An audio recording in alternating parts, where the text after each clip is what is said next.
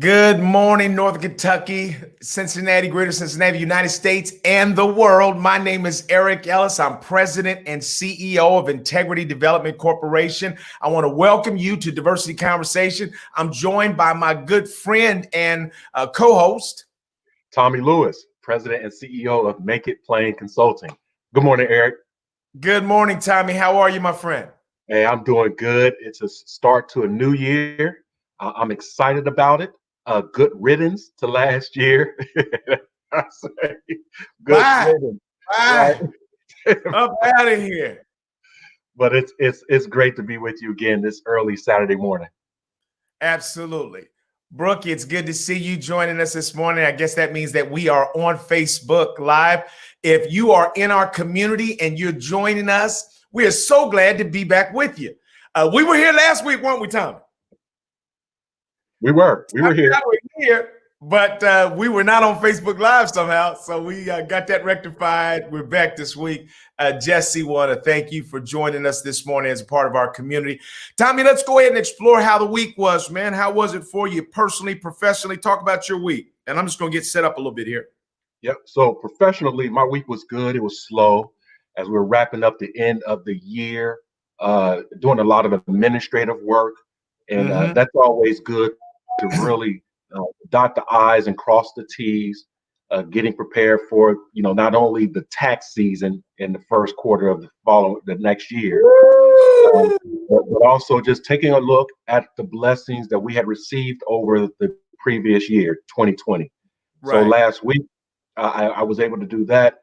We had some very fortunate weather in the Cincinnati area, the Midwest, where I was able to get out and relax and go do a little golfing. So personally, I went out, did some golfing, spent some time with my family, right? The immediate family here, still, quarantined from other family members. So we gave our Merry Christmases and Happy New Year's from afar. Okay. 2020 was indeed a blessing, and last week for me was a time for rest and reflection. So it was good. I like that, rest and reflection, man, because we definitely have to do that. Did you all do anything special for New Year's? We didn't. I was just in the house. And Eric, I'm an introvert. So for transparency, I don't have to be around a lot of people. Right. I get my energy from within. And so over the last 5 to 6 years for New Year's, I have been either by myself or with only a handful of other folks as I'm re-energizing for the next year. And that's what we did this year. It was just my wife and I, and we just really got together and enjoyed each other and the blessings of celebrating 2021. Can we take a moment to just celebrate the introverts? Because I think that that's worth celebrating. We don't celebrate introverts enough. I love those moments too, Tommy. Even though I'm an extrovert, my battery runs low. And I'm glad sometimes, man, just to be by myself, man. I'll come home and I'll just look around and I'll sneak up to my room, man, and just be glad to be in there doing whatever my brain says that we want to do. Yeah. If that's just sitting around thinking, listening, organizing my own thoughts, my own day. I think that that everybody needs those moments. And I think it's a beautiful thing to be in love with yourself enough also to say it's okay at times for me to be with me. Yes. And enjoy that. And so for us, we had our New Year's celebration. For those of you, we missed Christmas with y'all. So we had Christmas, a very small Christmas. So we had a little Christmas this year with just my wife and I and my oldest and youngest. Yep. And it was funny. I think I told you last week that, I told all my middle boys, Evan, stay downtown. Eric, stay out in California. We'll see you next year. And then all of a sudden on Christmas Eve, my wife gets a call from my oldest son. Mom, guess where I'm at? Where you at? In Cincinnati. What? But he's staying with a friend of his. And he literally came over, Tommy, to the house, picked up his Christmas meal out on the porch. and talk to us through our screen window. And we literally videotape that, man. But it's just going to be a reminder for the rest of our lives what 2020 was like. And we have to be grateful that we are all still alive. Yeah. And, he's outside, man, and we're joking with each other. But it's also a powerful thing to realize that draw of family, Tommy, that love of family is so strong that my boys we've never not had a Christmas together, you know, and so they just couldn't see it. Just trying to do this without my family. So I'm going to the city and I'm going to go buy the house, and look in or something. So, that. And then for New Year's, we had a Cooper's Hawk catering at New Year's, and they brought some little cat.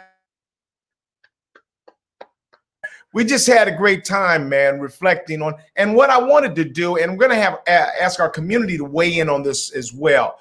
Tommy, I want you to reflect on what are the things that you're going to be glad to move on from 2020, and then what were some things that may have been some surprising blessings that came for you out of 2020?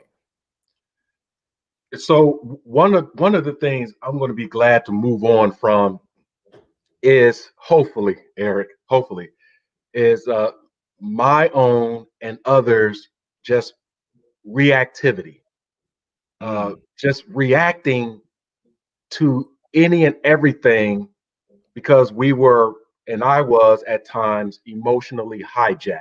That the emotions of 2020, the constant events, I was simply reacting to or responding to. Right? I like that. And I take that from some TED Talks and some books that I read 3 or 4 years ago around technology. Right.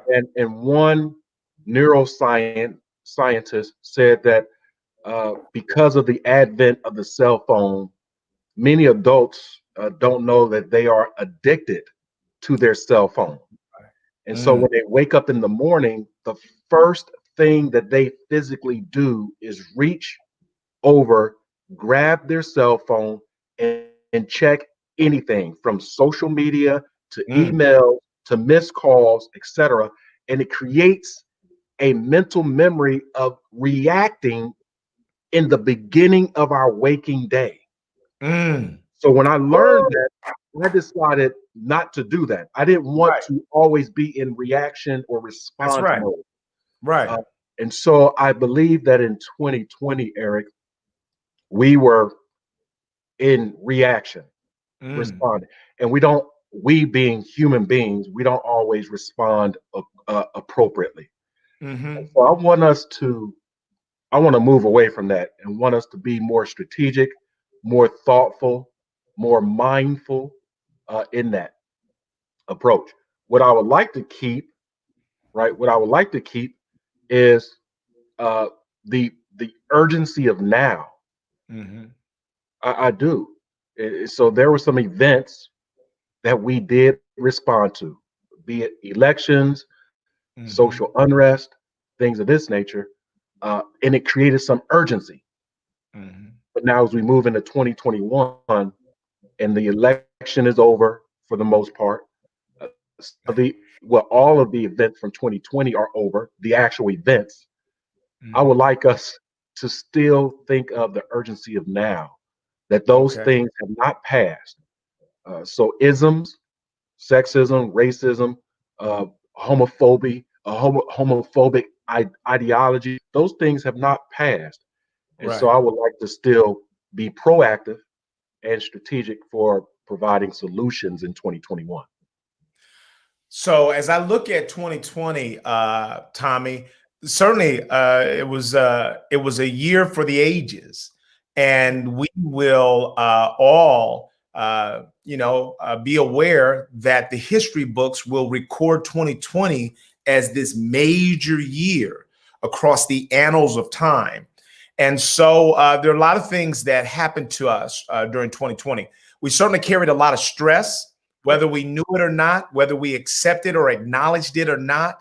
There was a lot of stress that we were dealing with. We were forced to be in small quarters if you have a family with your family more. There was some real pluses, but there are also some challenges that you want to sort of work through. And one of the things that I want to do is I want to manage my own mouth, and I want to manage my own, need to evaluate how others are. I'll even talk about, my wife. I listen to her sort of give my kids advice, and sometimes I'm like, why are you giving them advice that they don't want? Well, why am I giving her advice that she don't want? You know what I'm saying? So I want to sort of just work on your side, of the ledger, and get that together. So that's one of the things I want to do. Is I want to move away from trying to manage other people's side of the ledger, stay focused on my side. And I think that we've had an enjoyable time. We survived this. We've enjoyed each other. We've gotten a new rhythm. Our whole lives have slowed down peacefully. I've sat with my family a lot more and watched shows and just had conversations or just listened to music. Man, I want to maintain that. Because that is what was really grand about this last year, is the amount of time that we had a chance to spend with each other together, to learn from each other. And so that was a blessing.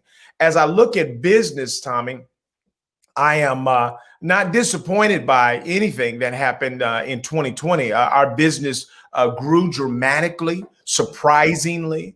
And I'm hopeful that in 2021, that you and I will continue to get sharper, smarter, so we can help organizations understand the value of achieving sustainable inclusion and creating these people-centered workplaces that are not just sort of, following the reaction that you talked about. Yeah. But we've got to get to a place where we really are looking for systemic change and seeing the value of doing that. But as I think about 2021, the other thing is, Tommy, I think that this is a year of expanding our boundaries. We've got to look at new industries that we want to go into, new ways of influencing society. I think that we've even got to come up with content and media that speaks to our values and the things that we care most about. Our country remains divided. I think that we're going to get some relief with the new president. But boy, this thing, man, it's dragging on, ain't it? I mean, we're now down to less than 19 days. We got 18 days before we change the presidency, and then the Republicans got a lot of work on their hands to try to figure out what they do post-Trump, if that happens at all. But then the rest of the country has to say, what did we learn from that? What is it that 74 million people saw in President Trump that we might be missing? So I think there's some opportunities for us as well. I'd love to, again, ask our community to weigh in. Terry Cooley, good morning. Good to see you. Kelly Prather, so glad that you've joined us. Tracy, Joe Jackson, my man. So glad to have all of you with us. If you want to give any reflections for 2020 and hopes for 2021, we're going to get into that a little bit more. One of the things that happened to me this year is I lost my brother last year. So my oldest brother, Duke, Dr. Duke Ellis, I lost him June the 17th, 2020.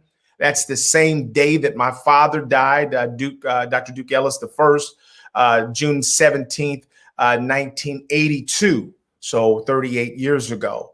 And so I miss him, Tommy. One of the things that I learned with my father's death 38 years ago was that when you lose someone, there's a hole in your life for the rest of your life. And you literally you got to learn how to manage that. And so when you feel happy, you can't let nobody make you feel sad. But when you need to cry, then you need to just go ahead and do that and realize that you're crying for you because they're already gone. And I believe that my brother is in a better place. He had his relationship together with God. And I think I'm grateful about that. But I inherited a closer relationship with his boys. And so, we are going to continue to be that surrogate father figure, if you will. And so that's a blessing. But I know there are countless times, man, when I want to, call somebody up. I want to call my big brother up, and the fact that he's not there. But what lives on is my memories of him. What lives on is the joy that we had together. The fact that I knew for without a shadow of a doubt that he loved me and he was a cheerleader and a champion for me. Tommy, that's what we want to be for others, you know. Yeah. Yeah. Ken Wilson, good morning. Hey, Ken. Ken Wilson is always observant, chiming in, right, always listening. Right. And first thing he says is what? I lost the mustache. Yeah, I just went berserk one day. I was sitting around. That's the other thing, Tommy. When you're sitting around a lot of time on your hands, I was looking in the bathroom mirror. Nobody was there. My wife was downstairs. And so I had an opportunity to make an independent decision. Yeah. I said, I'm not even going to ask nobody. I'm just going to do it, Tommy.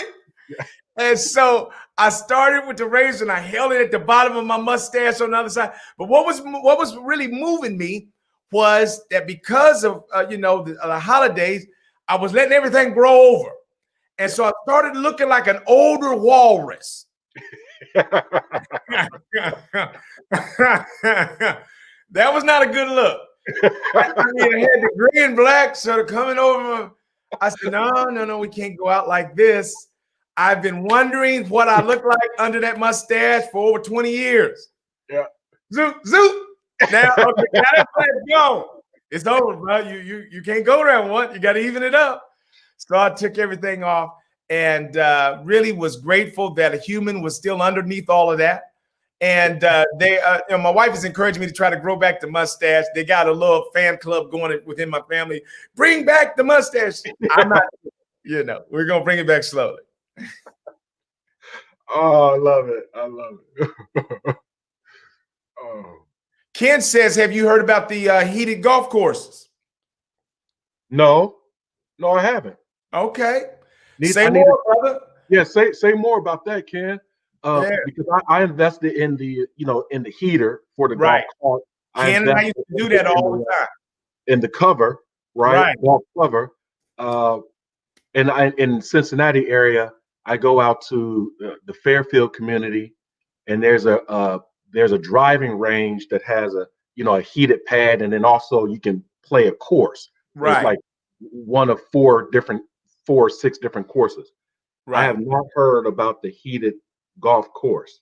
Yeah, Ken, share a little bit more about that.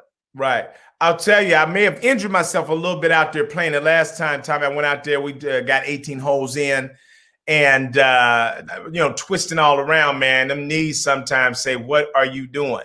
Oh, and so I hope, man, that it's just going to be some exercise. I do not want to go through knee surgeries. But if I got to do that to get me ready for the second half, whatever it takes, man, because I do love the game of golf. And I was hitting that ball pretty good. I felt, hey, the golf is coming back, brother. I hit several 300-yard shots. I said, okay. And then I started picking up some wedge shots again. Tommy, talk about just for a moment, talk about what we love about golf. What is it? Byron White, good morning, brother. We're so glad you joined us. What is it that you love about golf, the game of golf? Can you say it in terms that even people that don't love golf, maybe they can understand it? What is it that we love about golf? I appreciate this, Eric, because we talk about golf a lot. And 3 things. First, for me, golf is a way for me to relax intentionally. Golf courses, if you're unfamiliar, they are for the most part very well groomed and manicured. There's high grass called the rough. There are shorter grasses called the fairway, and then even shorter, very well groomed grass called the greens. So you hit from the tee, where you hit the ball, start the ball, and you end with trying to put the ball in the hole on the green. Mm-hmm. That distance can be 75 yards or it can be 600 yards away. You're hitting a stationary ball, just you. It's not a team, right? It's just you. And it's the law of opposites, literally. When you hit down on the ball will go up. Right. If you hit up on the ball, it will go down into the ground. Hit left, it will go right. Hit right, it will go left. Right. And so uh, each shot is a test on one's uh, balance. Mm-hmm. It's a test on one's balance. Balance. And the balance for me, Eric, begins in my mind. Yes, it does. Whatever I have in my mind, the work day, a bad conversation, Come on now. something I'm upset about, That's where I it was here. will, it will show up in my muscles, Mm. right? And then therefore I will actually behave opposite of what my desire is, Mm. right? And Yes, so sir. golf for me is going through that process of balance while looking at other golfers. Some of them are more balanced than others, some of them are better than others, but we're all out there playing the same game, being tested by the same challenges, Mm. right? No matter how good you are, you can be a pro. Right. And so, what golf does for me is it level sets me. I can never beat golf. I Right. can always be better as a person trying to achieve a desired goal or desired outcome. That's not that's not only every golf hole. That's every Mm. swing, every attempt. I'm trying to get better. That's what I love about golf. And because I'm not a pro, I don't take it too seriously, Right. right? I don't take it too seriously. Yeah, I actually pay to play. I don't get paid to play. Right. So I pay to be relaxed. I pay to have challenges. That's what golf does for me. Right. And so I'm going to talk about that, but I got to take just a small break to acknowledge again Ken Wilson. Bruh, what are we talking about this morning? Focus. Why? Why is he always saying wayward stuff, man? We trying to ease into the conversation. It's 2021. You're supposed to have turned over a new leaf. Darnell, talk to him. Darnell, Somebody. tell Ken to hold off while we talk about the things that we want to talk about. We got a subject that we bro, he doing focus. He trying to get his what he needs out today. He told me he loved the show. Come on, brothers, give me something deep and think about, man. Hold on. All right, we get there. Now, let me talk about what I love. First of all, let me talk about how I viewed golf before I was a golfer. So I used to teach against golf. I saw golf as a sport for old white men. And I didn't see anything interesting about it. And I couldn't imagine why people would sit down and watch it on TV. Like, what? That's like, sticking, needles in your eyes or something like that. I mean, who would do that? And then I learned how to play the game. I went out with Marty Dunn, and we were on vacation together. And he invited me out golfing, and I was hacking up the whole course. But somehow I fell in love with the game. And the thing that I now love about golf today. So when we built our house 20 something years ago, I walked out back, Tommy, and I said, let me see what's behind my house. And so I went out back and I was on a golf course. I said, look at this. A whole golf course popped up, as soon as I walked up my backyard. I said, I guess I'll learn. And my wife thought it was a cute thing. Like, yeah, learn how to play golf. She didn't know that golf was like addictive. So then I went 16 years playing golf, probably 6-7 days a week. I mean, golf would get you in a place where you're dreaming about it, when it really gets after you. But the things that I love about golf are, number one, being outside. I think there's something that we don't recognize that we miss out on when we're not connected with God's creation. And so when you walk out there, I played most of my golf for 16 years, Tommy, by myself. And so I had to put it in a place where it wouldn't interfere with my family as much. So I put it first thing in the morning. So I would go out there, Tommy, 6 a.m. The dew is on the ground. The sun is coming up. The birds are singing. And here I am out here with this game that I love, competing against the course, not against anybody else, Tommy, but competing against that course. And I remember showing up every morning saying, I got you today. Yeah. And the course would say, no, no, no. There you go talking again. You know how this gonna go. I win all rounds.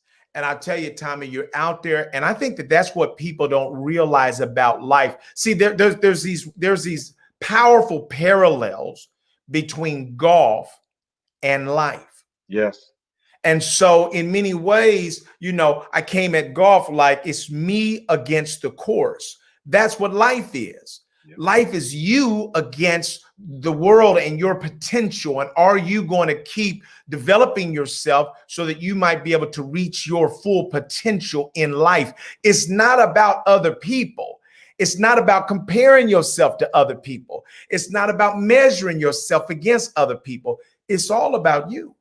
Yeah. And you trying to become your best.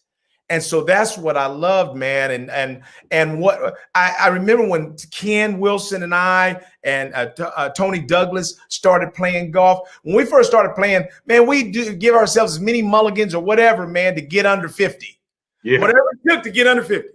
And then I realized one day that the handicap system was a powerful system. The handicap system allows everybody at every different level to be able to compete against each other because they handicap you based upon your ability. So if you put in honest scores, then you have a really awesome, accurate handicap. But if you put in low scores, then you're going to have a handicap that's too low for you to really play. So I remember, man, finally realizing that I wanted to play the game as it was supposed to be played properly and play the ball where it lied. And man, that was just so. And you can tell a lot about people's character, can't you, Tommy? Yes, you can. Playing golf with them, and golf. Everybody has to score themselves. So it's not about me keeping your score; it's about you keeping your score. Eric, I'm sorry to interrupt you again. I got to go to Ken Wilson. What? Eric, I need some feedback here. When we are working with individuals or small teams or even companies who continue to lie, right? Who do not tell the full truth. Right.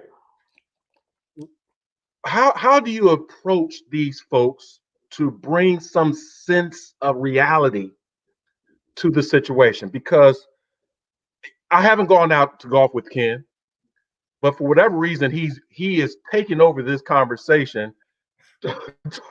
Talking about he's the one. He's the one. He's the one. I tell you, what I do with people that don't tell the truth is the same thing I do with my golf ball. Leave it where it lies. Leave it where it lies. Both ways. And so if he's a one, congratulations. You got to score yourself in this game. I love, man, we've had so much fun and played so many different courses. And I'll tell you, this is the other thing, Tommy, is the fellowship that you get to have when you're out there with other people, man. And folks that really love the game of golf, they really don't care how you play at the end of the day. They'd like you to at least be able to keep pace. Yeah. But at the end of the day, they respect everybody that's out there. And they know that everybody plays the game is going to experience the same emotions, highs and lows. Yes. And so the things that we get to talk about, and Black men especially, there's not a lot of places where we get a chance to really talk with each other. Barbershops to some extent, or in sports venues to some extent. But golf is one of those places that you're in a cart with a person for 2 to 4 or 5 hours. And so you literally get a chance to talk about a number of other things, especially when your game goes south. So when your game hits the skids, then you actually, you stop worrying about your score and you actually start talking about other things that are actually more important. So I know we're going to get to the topic of today and to Ken's point, what are we talking about this morning? We're going to get focused. I would also add that what you just said about the highs and lows, Eric, that triggered my thinking as we talked about 2020, and the many challenges that that year and the events in the year created for many people. And some people, it was a low. 2020 was a low. For some people, it was not a low. It was a high. Right. I would tell you from a diversity, equity, and inclusion perspective in my business, I know the same with yours, that 2020 was a high that Right. literally people who thought that racism did not exist any longer because we were post racism after the election of Barack Obama. Right. That some people thought that after 1969, as we transition into the 70s, that racism went away because we had civil rights movement. In 2020, it showed that racism still exists. And there were companies and individuals that said, we want to eradicate or erase racism. And I was blessed, you were blessed, and many others to be in the picture frame. That for 30 years, we were in a frame saying, hey, we don't want to keep blowing the horn on racism, but we want to provide a solution. So let's be at peace with one another, right? And let's see the fair way. Let's see the desired outcome. Where are we shooting for? We as a people. Right. Some of us are in the rough. Right. Some of us are in water or behind trees. Right. Balls out of bounds.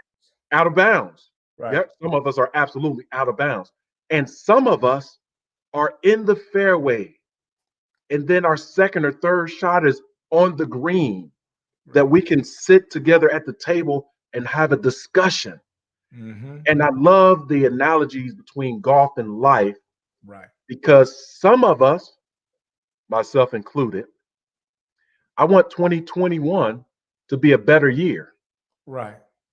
But I also know that life is what it is.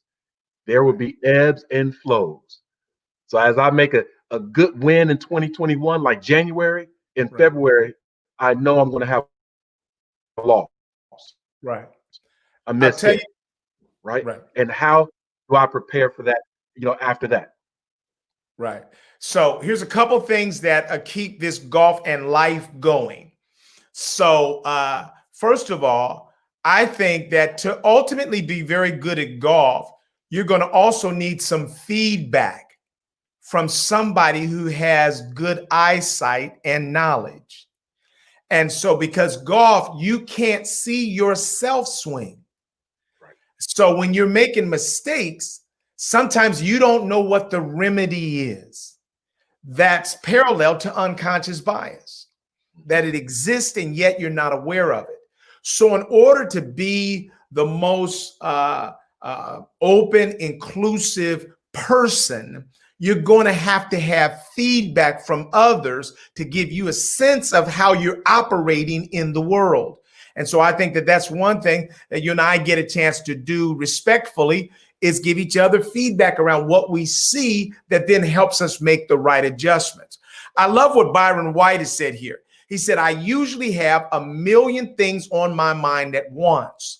He said, golf forces me to be completely in the present. It's great mindfulness practice. So I want to extend that to those of you that are preparing for 2021.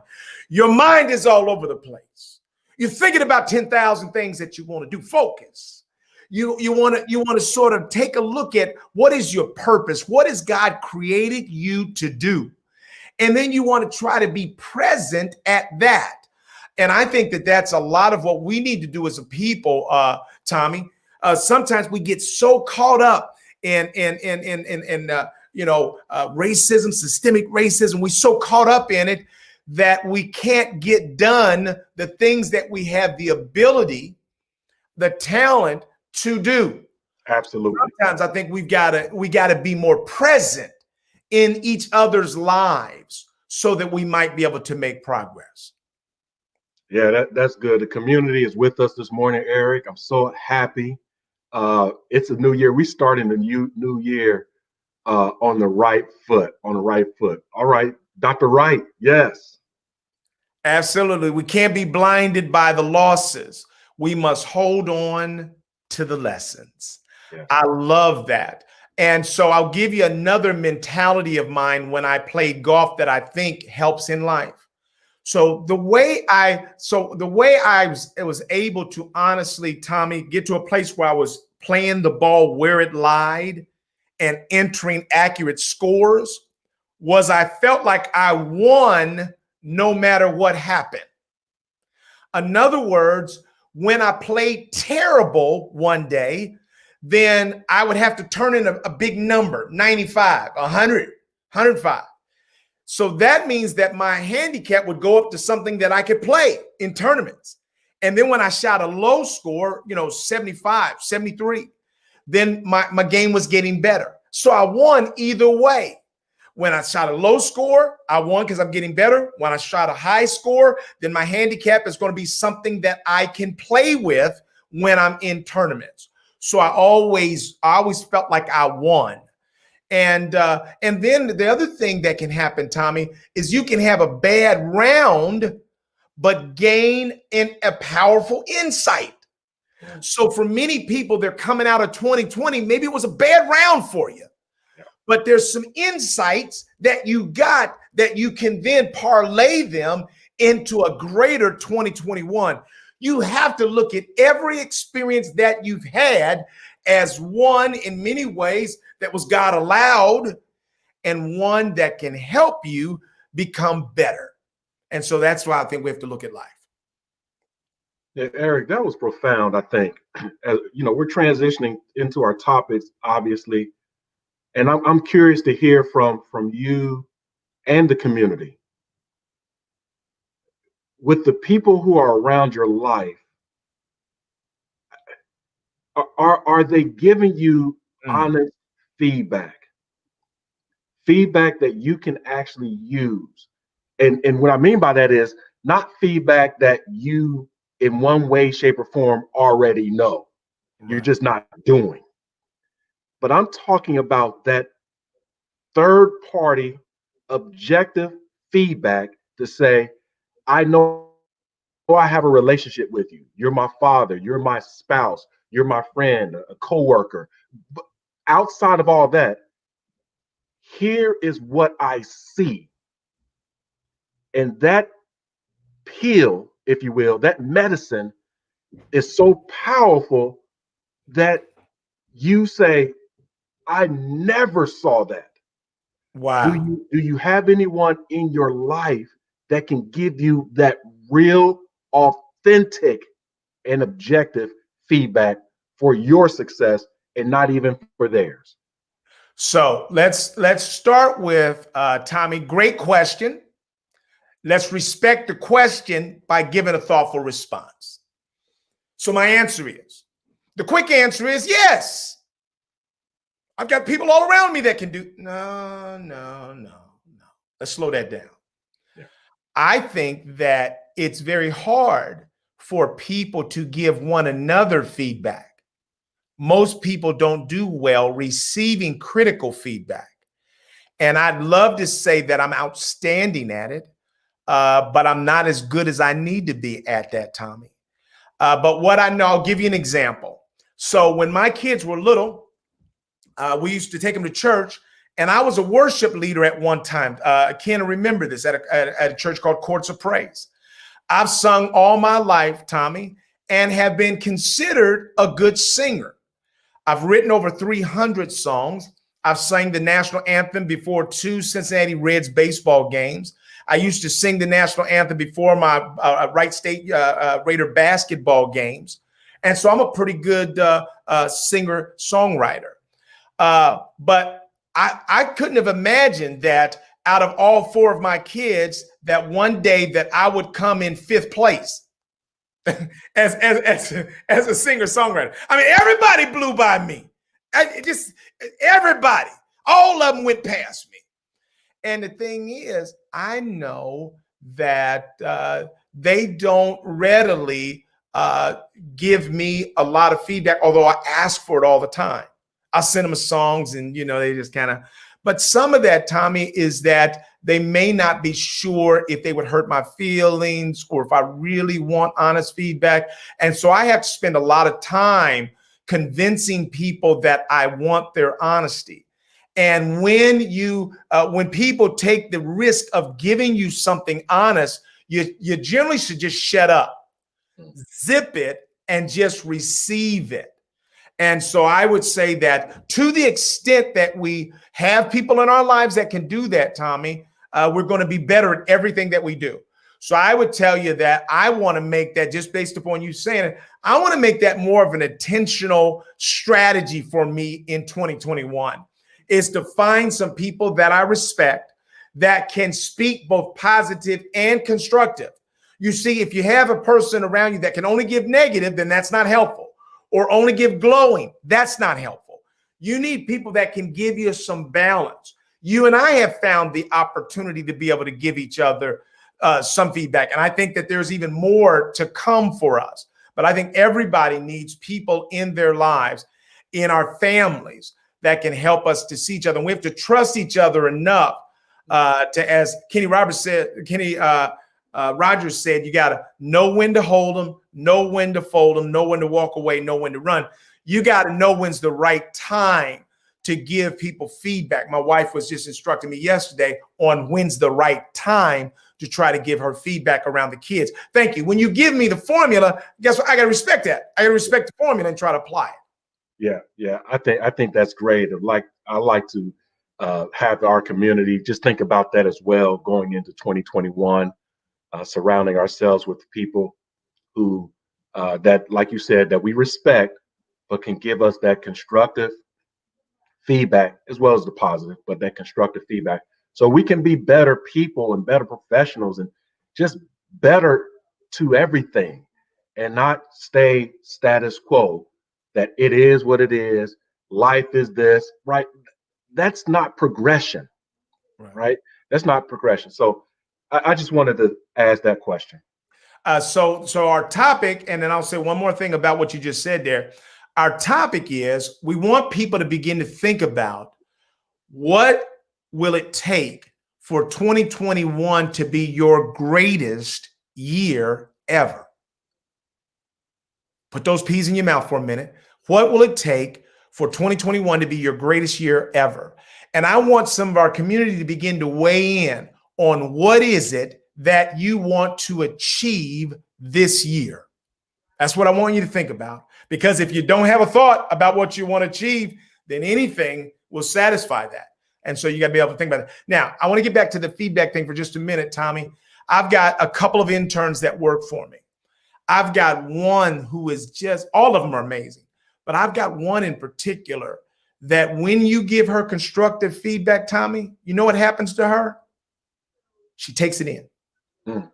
She gobbles it up, and she adds more.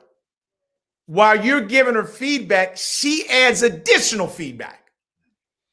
And she demonstrates a gratefulness for the feedback. She sees it as a wonderful opportunity to help me paint a picture that's more in line with the vision that I have. But I also give her the freedom, as I do all the interns, to not just limit yourself to what I'm asking you for.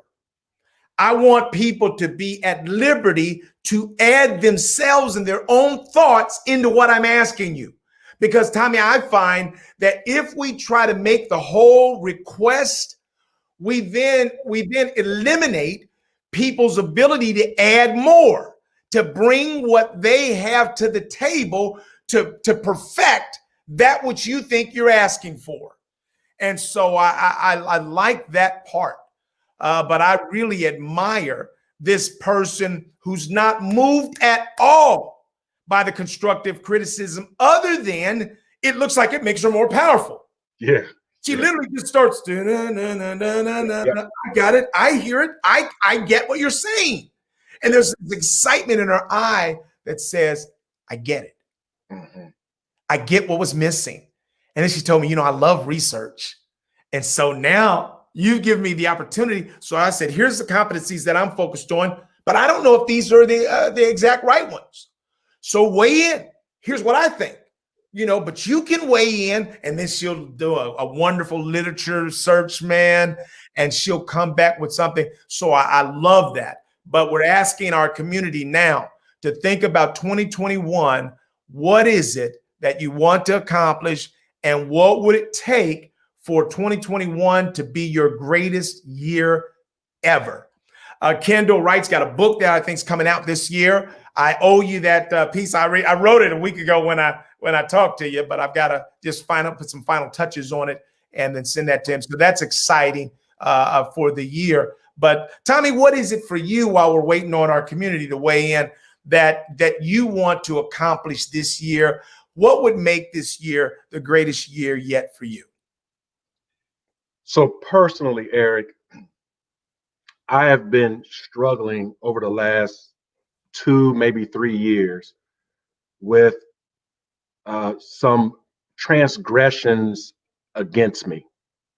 In other words, I've had some people close to me that it could be, family members, co-workers, and things like that, that I have felt that they haven't appreciated me and the business that I own, and that created what I have as well. Right.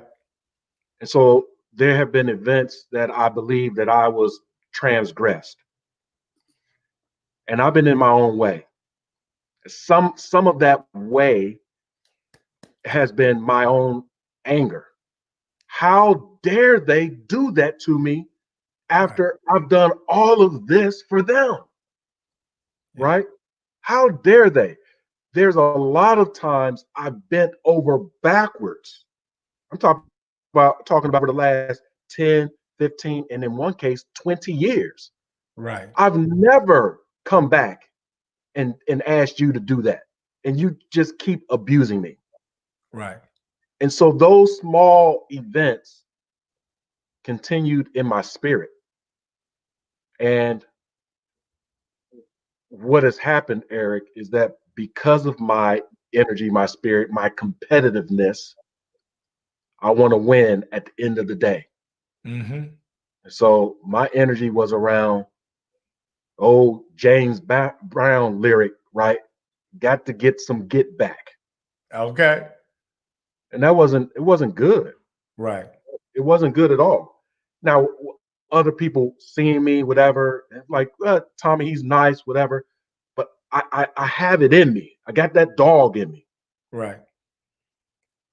But I also realized in 2021 that I need to put that dog to bed, right, to rest. Right. It's maladaptive now. It's non-productive now. It has been for some time, because I've received some feedback that those other people haven't even been thinking about that event from 10 years or 15 or 20 years ago. That's good. Right. And so I have been blocking my own blessings, trying to remedy or get back at someone. And what I mean by get back, it hasn't been facetious. Right. My get back was to see me in what I did for you. Right. And as I was thinking about this over the last month, preparing for 2021, what came into my spirit was, have you, Tommy Lewis, recognized all of the people in the last 20 years that have helped you, that they themselves can be sitting in the same seat saying, I helped Brother Tommy, and he has never said thanks. He has never come back and given me praise, because I forgot about that help. Right. I took that criticism. That's good. I took that assistance. In the moment, I may have said thank you, and then I moved on with it. Right. Right. Right. I moved on. Right. And then professionally, in the same vein, Make It Plain Consulting has always grown by people either buying into me and what we do as Make It Plain, right, people referring our work to other people, people talking positively about me or Make It Plain Consulting when I wasn't in the room. It Right. was always people. Right. Businesses itself never hired Make It Plain, never did. Right. That's right. Right? The building never hired. The That's right. chair never hired us. The That's right. desk never hired. It was always people Right. that said, we want to bring you on board, or people every week or every month that said, you're not a good fit. Right. Right. In 2021, I'm going to take success and failure in the same vein. Mm. I am going to be more humble. 2020 was a humbling year for me.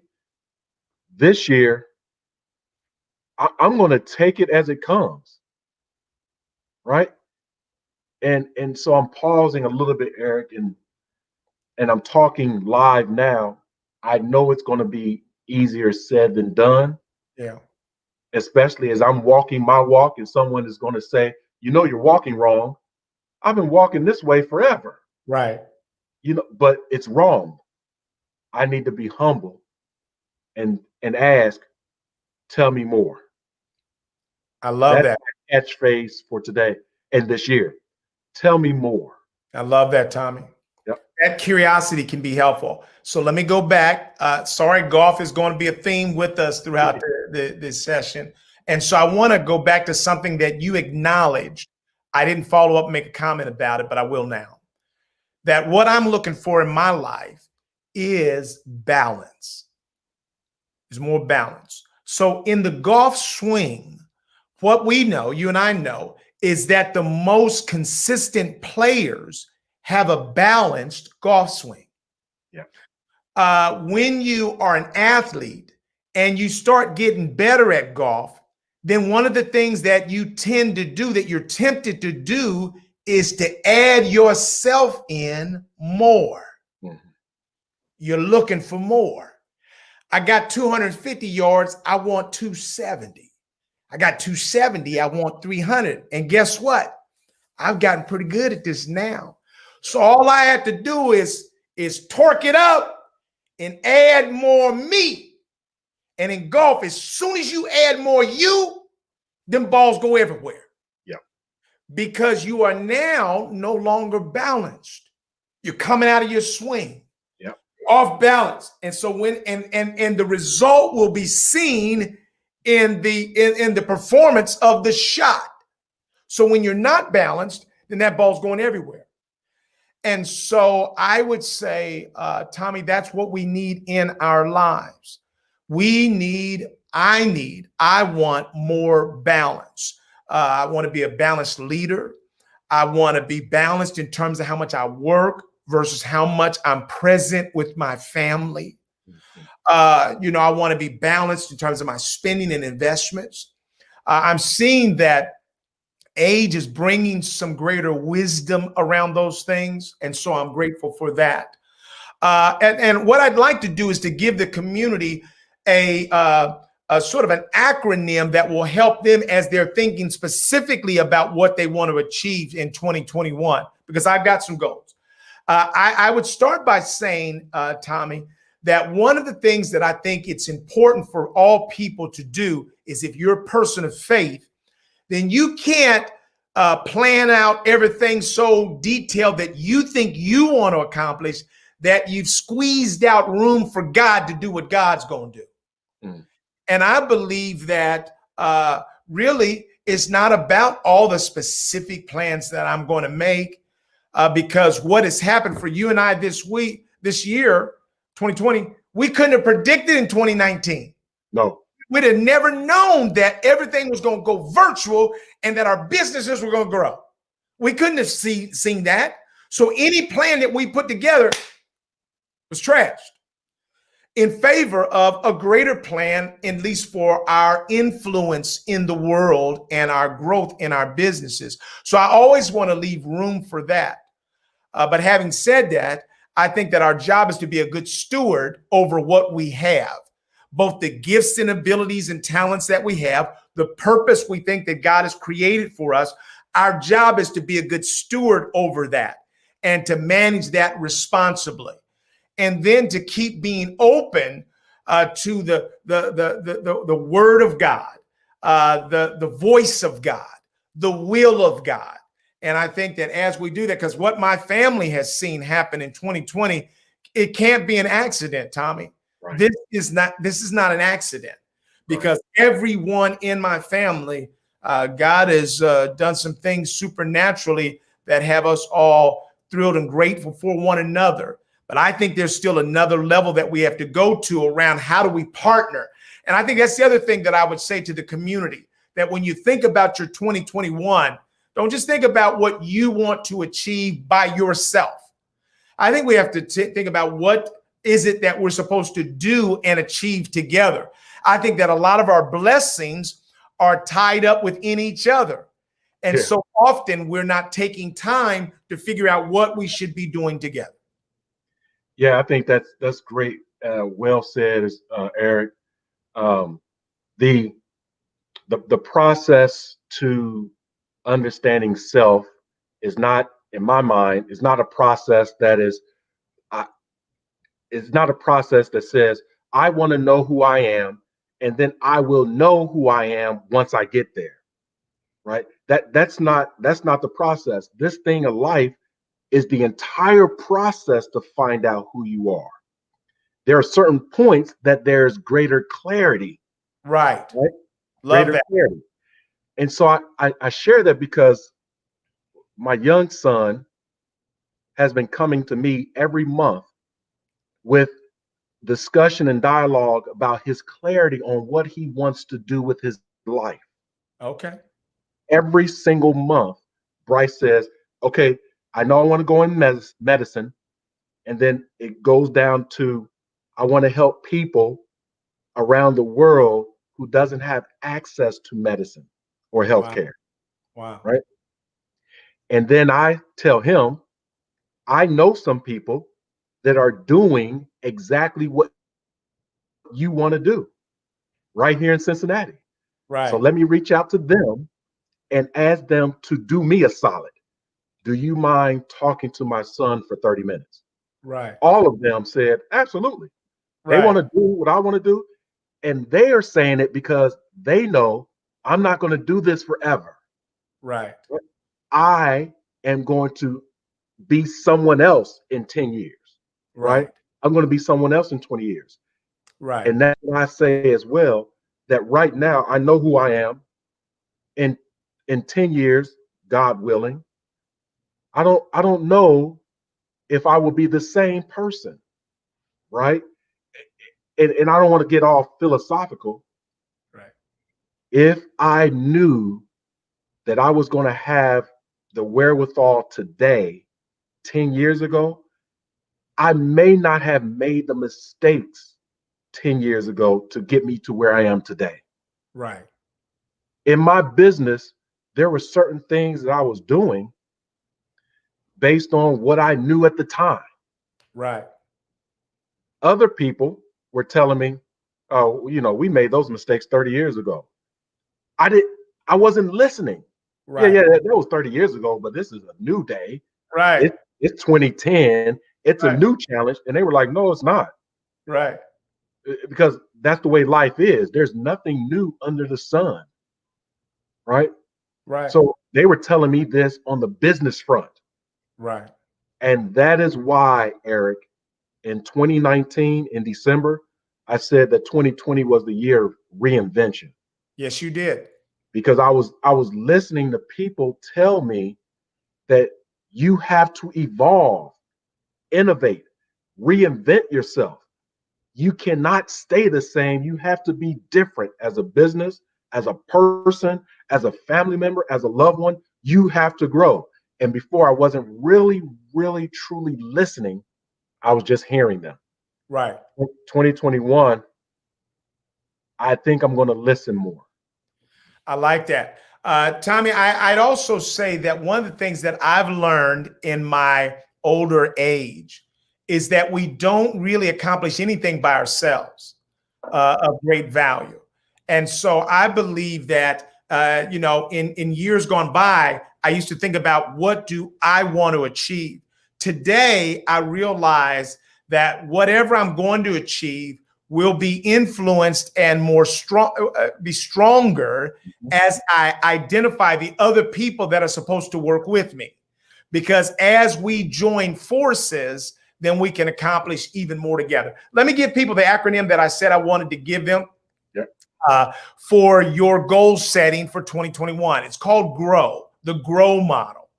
And the G stands for identify the 2 or 3 or 4 goals that you want to set forth for yourself. What is it that you want to do that you've been sort of holding on to for a long time and you want to really get this accomplished? What are the 2 or 3 goals for you? The R stands for then what is the reality? So I want to grow my business. I want to start a new business. Well, what's the reality? Reality is that I still need money today. And, I'm not sure that I know enough about this business. So you then put down R and what are the realities? And then once you list those realities, you go to O, which is options. So given those realities, you want to achieve those goals. Given those realities, what are some options for you? And I think, Tommy, oftentimes we don't do that part. We look at our goals, we identify some realities, some of them being racism, and then we stop. Because racism, I can't do any more. Yeah. Well, what are options? What are some options given that? And then you put down options. You brainstorm those. Probably would be helpful if you brainstorm them with somebody that cares about you. And then the W stands for 2 things, both what will I do? What are the specific actions that I'll take? And then do I have the will to accomplish those goals? And I think that's the question that we have to ask ourselves is really, do I have the will to achieve those goals? So that's a tool that some people can begin to consider as you think about 2021 being your greatest year yet. Tommy, why do many of us have to begin to think about that? Trying to make this year your best year. Why is that thought process important for people to consider? One is such that we are not reacting to the year, right? And it's the goals are to set a direction. It's a compass, right? And sure, we are going to achieve many more goals than we set out to achieve, and we may not achieve the goals that we had initially set for us to achieve. Right. But it's a compass to give us some sense of direction. And many times with change, people, Eric, we really don't fear change. We fear loss. Right. We fear loss of control, loss of direction, loss of things that were familiar, loss in relationships. We fear that loss. And so we set goals for a next year or next time period. It is to give us a sense of direction and purpose, to answer our own why. Why am I here? Why am I doing this? What is my purpose? We as human beings, we want some sense of closure and clarity and understanding. The blessing in this exercise is that when we are experiencing the why, the what, and the when, do we learn from those examples, right? So when we're really in the why, some of us say, oh, I know exactly why I've been put on this earth, right? Because everything was aligned, right? My thoughts, my speech, my actions was aligned with the outcome that I wanted, right? As if we really controlled that, Eric. Right. Because as faithful people, we don't really control the outcome at all. Right. Right.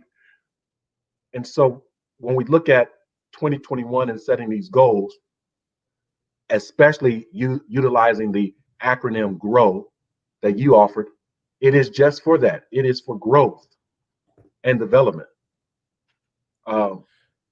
Again, easier said than done, because we can be in that growth model, a growth mindset, and not learn the lessons that Right. we Tommy, approve. I'm gonna ask you this question. I'm gonna ask our community to weigh in on it too. What is it? What does it look like to be intentional versus reactionary? You talked about that at the start of the program. For us as a people, which do you see us choosing more often? And how might we operate differently if we're being intentional around a plan or a design versus reactionary? So I think that being reactionary is simple. We don't have to think as much, and it's definitely not strategic. It's just reacting, and our reaction is based on either past experiences. I've seen this movie before. I know how it's going to end, so I'm just going to cut to the chase. That's a reactionary, because every event is different. Every situation, every conversation is different. But I like to simplify things by just reacting.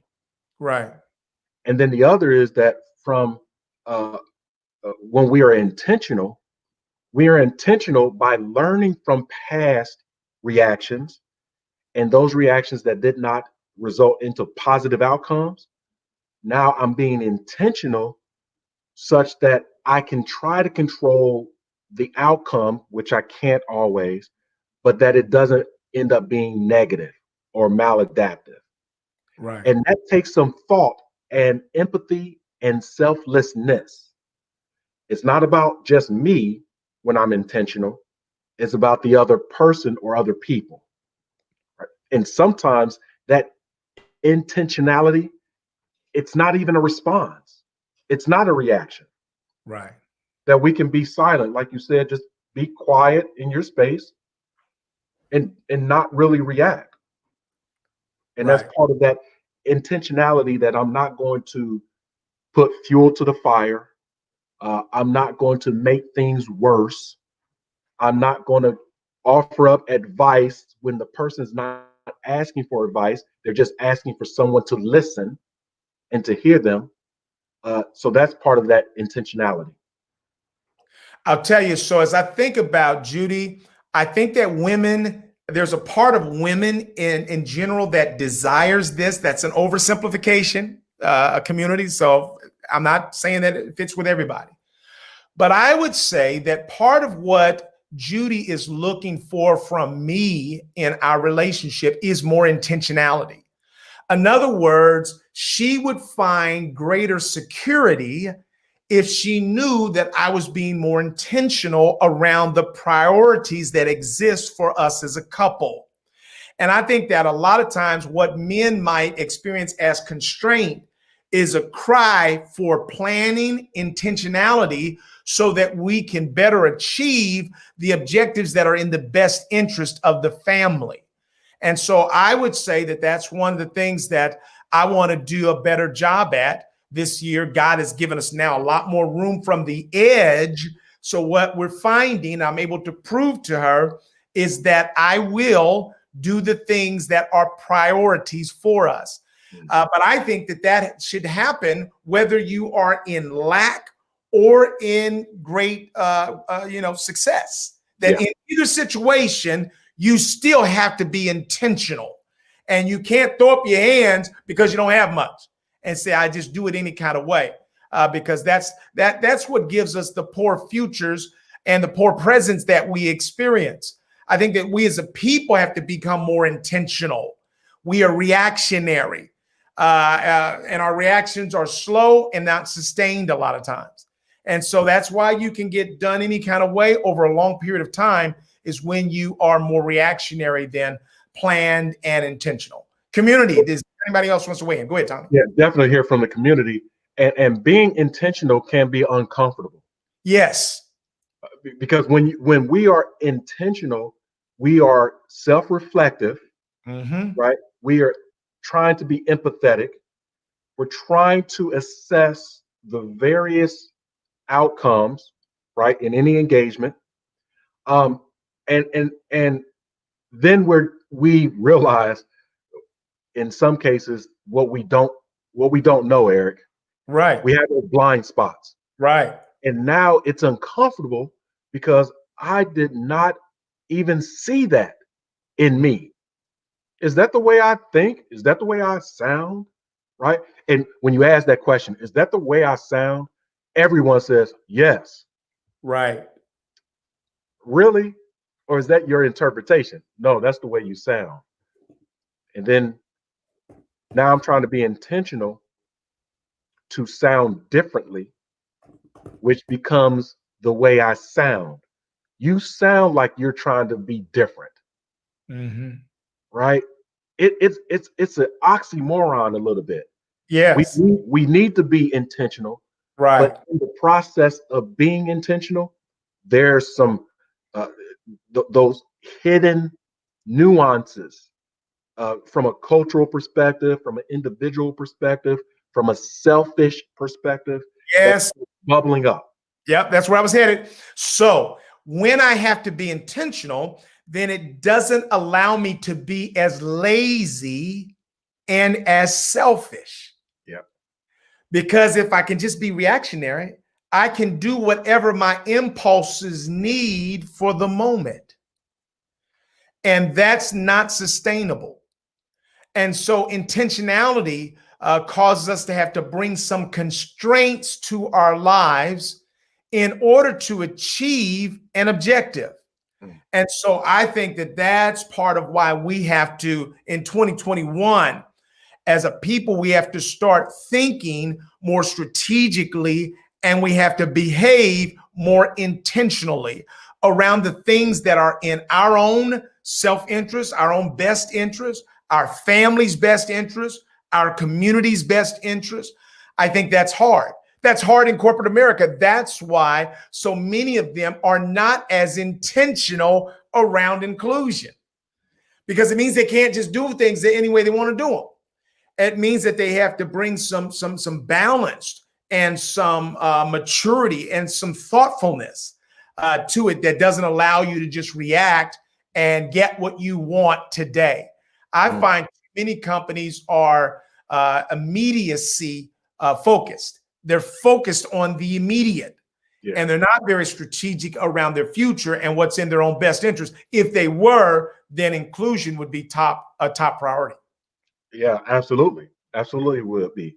And I think the events of 2020, where companies were reacting to, I believe that in January, February, March of this new year, 2021, that employees and customers are going to realize that those companies were reacting to those events.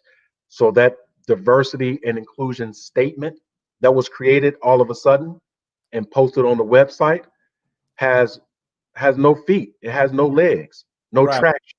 Right. It's a very good statement on the website, but I don't see the evidence of the intentionality. Right. Right? Right. That's from anything from recruitment, development, retention, all of this good stuff. It's always a kind of is this real type of deal. Right. Right. Let me throw in some other strategies. It says for highly effective New Year's resolutions. So I'll throw some other things in there, Tommy. Stop me if you want to weigh in. One of the things that the author here said is know your why. For resolution to stick, it has to be aligned with your core values. What does that say to you? Oh, one more time there, Eric. One more time. Know your why. In other words, for a resolution to stick, you have to know why it is that you're putting that down as a resolution. For resolution to stick, it has to be aligned with your core values. Yeah, I think that it speaks to if that resolution is not truly what you want to do, it won't be done. Oh, If excellent. if that resolution is what one thinks that someone else wants for you, Right. there's no value, or there's kind of a surface value. And then once the work has to be done to do it, if it's not part of you, then you'll stop working for it. Right. Yeah, that could be anything from trying to get a new job to trying to lose weight, right? To trying to be a better family member. If it's not really in you and not your core value, not really what you want to do, then once the hard work starts, it's like, this is too much. Right, right. Another one they said here is don't just think it, ink it. So they're sort of encouraging us to not just be sort of grandiose dreaming of what you want to do. And so now you're going to go out, run out, buy a lot of new equipment, exercise equipment, because you're going to lose 200 this year. You can't just think it. You got to ink it. And I think inking it probably talks about some specific actions that you need to take as well. What are your thoughts around that? I think that inking it is a great idea because we think about so many things. As we talked about earlier, our minds are filled with a million things to do, right? Just like we were talking about golf. Right. But when we are inking things, putting things on paper that we can visually see as a reminder, are we doing that? Have we made any progress toward it, etc.? Those are two different things because we can think it all day, right? But then we look at it on paper and we see, yeah, it's already June. I forgot that that's what I was trying to do in January. Right. I haven't done a thing. That's right. And that's why you and I encourage companies so often to put together strategies, meaningful, long-term, comprehensive inclusion strategies, and then publish those, and then publish your results. Because as you begin to ink any of that and publish it, now you're creating some systems of accountability. And so I think that there's no way. What we're seeing a lot of articles now that are saying the limitations of diversity training, right? Because diversity training is not a cure in and of itself. Right. If it's not linked with the whole strategy and some other things, then the chances of you achieving anything are limited. And so I think that that's just so important for us. And I'll tell you, Tommy, as soon as I begin to put together things to do lists and really start, man, it's easier to be a lot more productive. That's one of the things that I want to get better at. I have a master's degree in planning, but I don't always love the details of doing that. Yeah. Forgive your failures. Why is that important, Tommy? As people think about 2021, not holding yourself hostage to your failures. So that was part of what I was talking about earlier around me harping on, the past, things that I knew or did not know.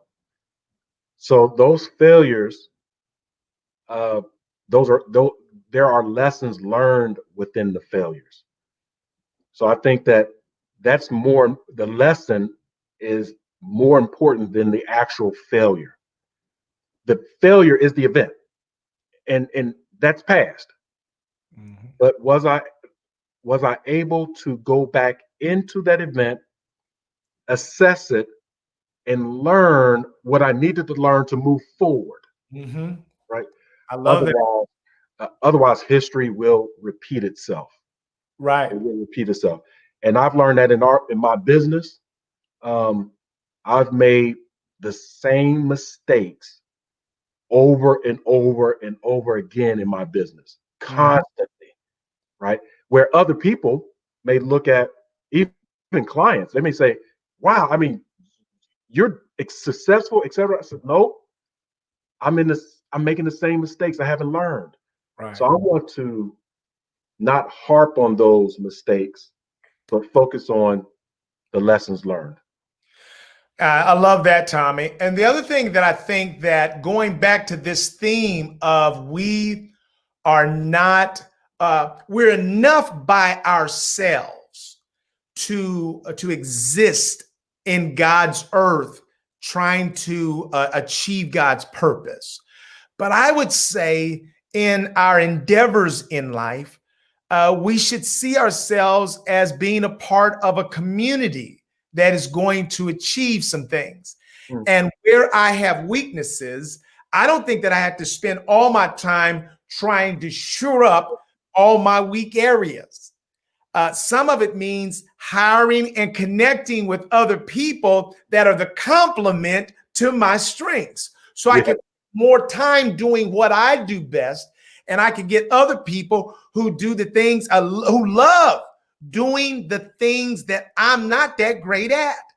And then if we partner with them in a win-win way, I think, Tommy, that's a theme that we have to think about as a people, as a community. I think that much of our success can be achieved by hiring against our own weaknesses.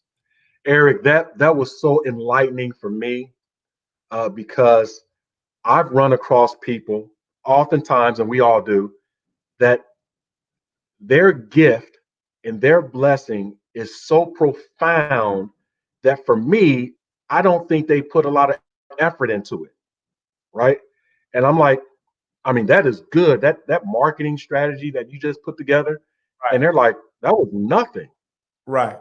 And then if I'm wise, I would connect with them to say, if that was nothing for you, what's a challenge for you, Mm-hmm. right? From a marketing perspective, and see their real gift in training and knowledge come up, right? Right. Let me give you an analogy. And I played baseball, professional baseball. People used to talk about me all the time saying, you know, how you dove after that ball and caught the ball and jumped up and threw it. That was amazing. Mm-hmm. And I would say, thank you, but it wasn't amazing to me. What's amazing is when I see the ball coming, I dive for it and I miss it. And then I have to say, what was it that made me miss the ball, miss the target? Mm. And I received one of the best advices from a previous coach that literally said for me, from a sports analogy, he said, Tommy, move your feet 6 inches closer Mm. before you start the play. If you move your feet 6 inches closer, when you run any direction, you can cover 3 to 6 more feet.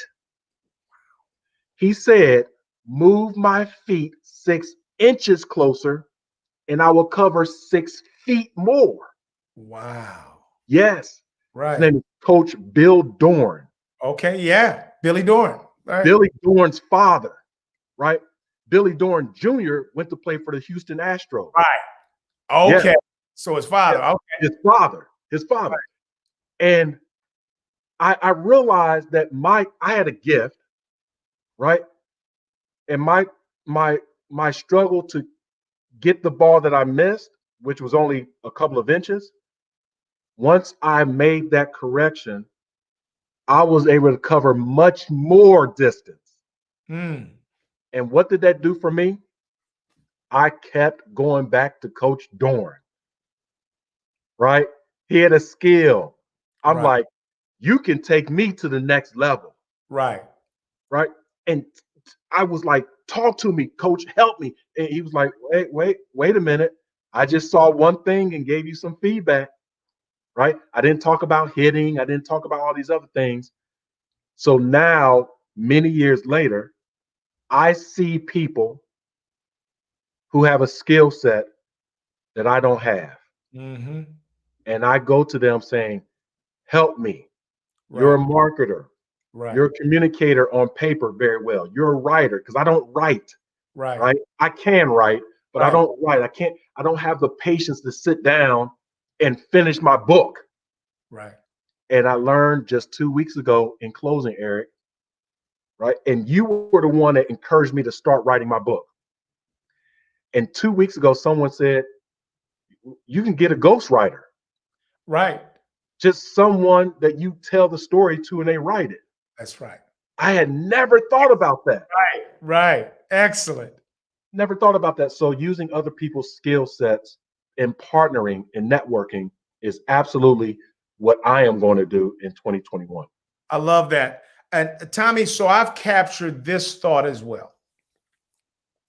Say yes, 2021, to the right people and connect with people that will that you can say yes to. What I'm saying is that too often we've seen across our profession people that do this about their stuff. Yes. They always just locking up. No, don't look over here. Don't take my stuff. Don't use my stuff. And what I've had to, Tommy, because we've seen that so much in the world, if you're not careful, that spirit gets on you. Yes. And you start locking up. You don't even know why you locking. Everybody locking up, so I'm locking up too. No, hold up. You can't steal me. Here's some of my best stuff. Good luck. To the right people. Don't invest in just anybody crazy, but to the people that need and will value what you have to share. Share the best insight that you have. It's an honor. Anytime you call me, Tommy, and ask me a question, I'm honored that you would call me and ask that. And I'll do the same with you. That's what we have to be as brothers, man. We got to be, hey, Tommy, I want you to have the best thing. Whatever you ask me, man, I'm giving you my best thought on it. Because I want to see God bless you. And I know that that's where my blessings are stored. It's being able to say yes. And I'm on a team with a sister now, man, that, not paying me much, that is not the point at all. I have learned so much from our affiliation, from our relationship. I've admired the way that she encourages all of us other business owners to get together with each other. She doesn't afford her relationships. She encourages those. I've enjoyed that. And so I think that when we get in a place where we're saying, yes, we're sharing more in the right community, Tommy, I think there's so much more that we can achieve. I'm going to say that to our community, that many of you out there are individually very powerful achievers. But we've got to find some things that we can do together and try to make the time for that so that we can experience the benefits of those.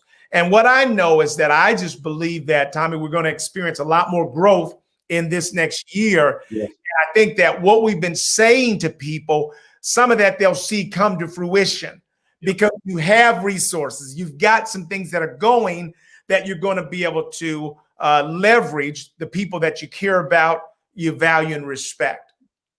Yeah, I absolutely agree as well. A season of growth, 2021, a season of love and healing, 2021.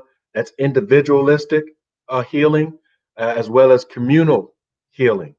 And I believe, to your point, Eric, that coming together as a people, as a network, professional network or social network, right, is part of the process for the healing. Right. Right. And when I say by healing, it's where we as an individual or as a group, we've been broken. Right.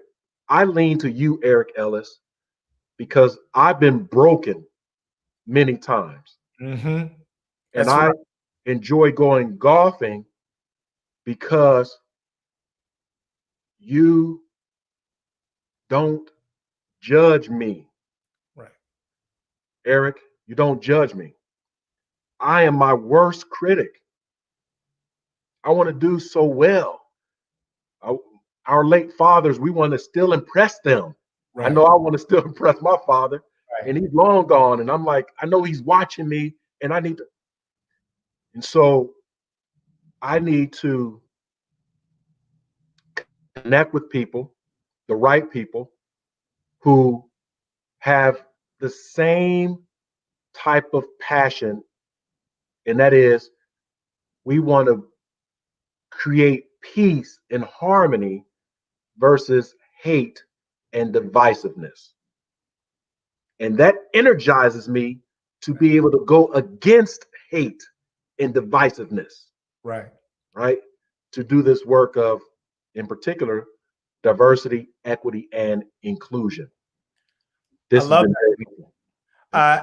And Tommy, what I would offer to our community, and I'm going to speak specifically to Black men that follow us, that we have got to make more time to have real conversations with each other, because too many of us are isolated and we're not in community with anybody that we can really have real conversations.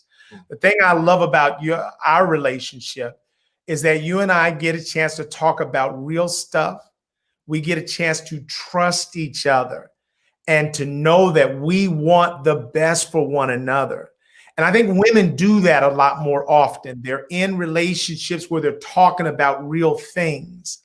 And I say that we need that in order to extend our lives and in order to achieve our full purpose is we need relationship and fellowship with each other. And I think with that comes a respect for our individuality and our boundaries. And I think that's one of the things. So you and I are the kind of people that say, hey, I want to be there for you, but we also have limited time. And so you might hear me say enthusiastically, I want to do everything in the world. I can't do everything in the world. Yeah. My heart says it, my mouth says it. But when you call me up and I'm all tied up tight, that's because that's what my real life is. Yeah. And don't be put off. But the problem is, if people get put off and offended, they're probably not the right relationship anyway. Wow. Wow. Wow. And that's the problem. Because if you'll hear my heart and if you know who I am, you know that I want to be everything I can be for you and with you. But I have limitations that are prioritized by my own responsibilities. And so work with me. If you hear the fullness of me, you and I find micro moments to catch with each other. You know what I'm saying? And we'll know. I know when you call me, she said, E, boom, boom, and you going on. You got a full day of other stuff. We hit it, and then you move on. And then when we go off, we got a little more time to just kind of sit out there and enjoy conversations wherever they go. But Tommy, I appreciate you, man. I know this, that God has put us together, and we are neatly put together in a complementary way that has given us far more value than we ever anticipated. Yes. Front end of this. Yes. Yes. I agree. I agree. It's going to be a prosperous year, 2021, in so many different ways. A prosperous year. So I don't want to just connect prosperity with finance. That's right. So many different ways. And it is an honor, Eric. I think, if I'm not mistaken, we're over 3 years with this conversation, diversity conversations. 3 years in the community. Some of us know this, some of us do not know. It's more than 3 years. And we would like to invite you all to, again, do your own thing. Right. And we'll listen in and watch in. So thank you for all that you do, Eric, our community. And I wish, health, safety, and prosperity to each and every one of us for this year. Well, you all have been a gift to us. Tommy and I are grateful that when we got tired, you, our community, were our oasis. And we drink energy from you each week. We don't minimize your value. And we're grateful for each moment that we have, recognizing that if all we ever achieved was what we have right now, that's sufficient. But I do believe that God has greater plans for all of us. And you're going to be in our prayers that you achieve everything that God has designed for you to be able to achieve. Tommy, Happy New Year, man. Tell the family I love you too, man. Love the family. Yep. Happy New Year. Happy New Year.